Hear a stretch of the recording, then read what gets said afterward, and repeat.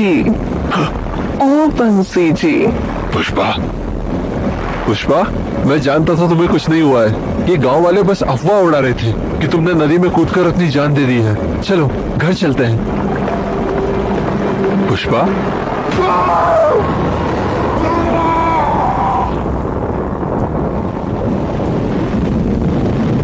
कब से बारिश हो रही है, अब तो रात भी होने लगी। हाँ, मुझे तो डर लग रहा है। डर तो मुझे भी लग रहा है, पर बारिश रुके तब तो घर जाएं।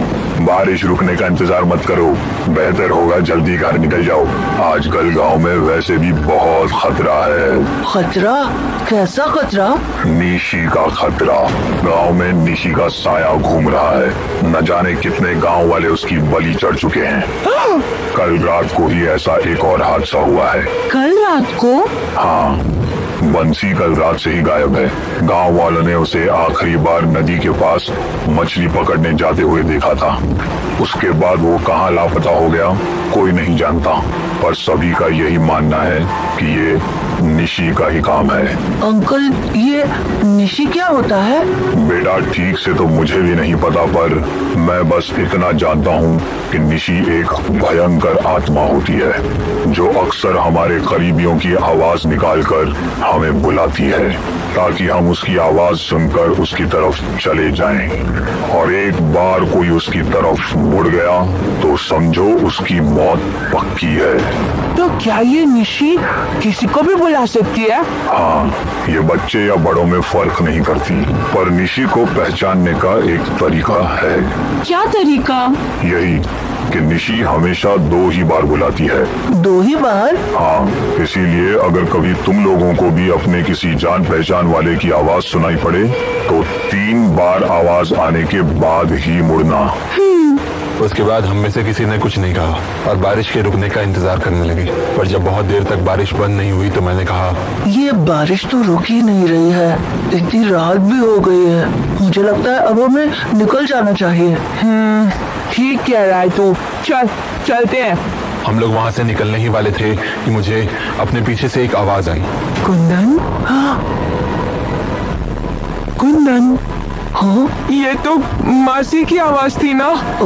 हाँ, पर मासी यहाँ कैसे हो सकती है? हाँ, वो तो गांव में है ही नहीं। फिर ये आवाज किसकी थी? किसी की भी हो, भूल कर भी पीछे मत मुड़ना। और अब बेहतर यही होगा कि तुम लोग घर चले जाओ। तो उसके बाद हम लोग वहाँ से घर चले गए। घर पहुँचने पर मैं सीधे नानी के पास चला गया जो अंदर वाले कमरे में बैठकर अपनी किताब पढ़ रही थी। नानी, ये निशी डाक क्या होता है? निशी डाक? कहाँ सुना तूने इसके बारे में? एक चाय वाले अंकल ने बताया। पर आप वो छोड़ो ना, आप मुझे इसके बारे में और बताओ ना। जब किसी औरत के बच्चे की अकाल मृत्यु हो जाती है और उस सदमे के कारण जब वो खुद की भी जान ले लेती है तो वो मरने के बाद निशी का रूप ले लेती है। उसकी आत्मा रात को भटकती है और लोगों को उनके नाम से जानी पहचानी आवाज में बुलाती रहती है। और जब कोई उसकी आवाज सुनकर उसकी ओर पलटकर देख लेता है तो वो उसे हमेशा के लिए अपने साथ ले जाती है। तो इसे रोकने का क्या तरीका होता है? तरीका तो मुझे भी नहीं पता, पर मैं तुझे कल तक जरूर बता सकती हूँ। कल तक कैसे? अरे, मेरी ये किताबें कब काम आएंगी? अब जा यहाँ से। उस वक्त तो मैं नानी के पास से चला गया, पर उस रात जब मैं सो रहा था तो मुझे नींदों में मासी की आवाज दोबारा सुनाई पड़ी। कुंदन, कुंदन। वो आवाज बिल्कुल वैसी ही थी जैसे मैंने चाय वाली दुकान पर सुनी थी। इसीलिए मैंने अपनी आंखें जोर से बंद कर ली और बिस्तर पर वैसे ही लेटा रहा। मैं समझ गया था कि मुझे आवाज लगाने वाला कोई और नहीं बल्कि निशी थी। इसीलिए अगली सुबह मैं इस बारे में नानी से बात करने चला गया। नानी, मुझे आपसे कुछ बात करनी है। क्या हुआ? बोल। नानी, कल मैंने आपसे निशी डाक के बारे में पूछा था ना?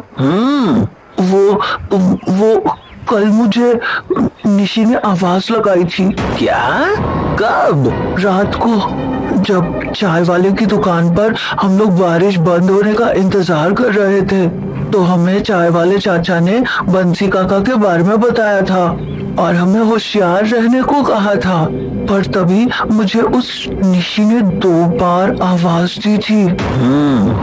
ये तो परेशानी वाली बात है। हाँ नानी, और उसने कल रात को भी मुझे आवाज लगाई थी। बंसी के बारे में मैंने भी सुना था, पर मुझे लगा था ये बस अफवाह होगी, पर शायद नहीं। निशी का साया सच में इस गांव पर मंडरा रहा है। पर वो निशी इस गांव में आई कब से होगी? मुझे शायद इसका अंदाजा है। कुछ ही महीने पहले बंसी की पत्नी ने नदी में कूदकर अपनी जान दे दी थी। क्या? क्यों? क्योंकि कुछ ही दिन पहले उसका बेटा उसी नदी में डूबकर मर गया था। वो उस हादसे को बर्दाश्त नहीं कर पाई और आत्महत्या कर ली। शायद उसी के बाद से उसकी आत्मा ने निशी का रूप ले लिया है। तो उसे रोकने का कुछ तो उपाय होगा ना नानी? हाँ, एक ही उपाय है, पिंडदान। पिंडदान? दरअसल निशी एक ऐसी आत्मा है जो मौत के बाद भी सदमे और दुख में जी रही है। वो इस बात को मान नहीं पा रही है कि उसका बच्चा अब कभी उसके पास लौटकर नहीं आ सकता, इसलिए उसका पिंडदान करके मुक्ति देने में ही भलाई है। वो भी उस जगह पर जहां उसने आत्महत्या की थी। पर नानी, वहाँ दोबारा जाना ठीक होगा क्या? अब ठीक होगा या नहीं कोई नहीं जानता, पर गांव को निशी के कहर से बचाने का यही आखिरी रास्ता है। तो उसके बाद सारी तैयारियां करके हम सब एक पंडित के साथ उसी नदी के पास पहुंच गए जहां पर उस औरत की मौत हुई थी, और कुछ ही देर में पिंडदान की विधि भी शुरू हो गई। पर तभी हम सभी को एक आवाज सुनाई पड़ी, डब्बू, ए डब्बू। पर हमने उस पर ध्यान नहीं दिया और विधि पर ध्यान लगाते रहे। पर तभी परी, परी।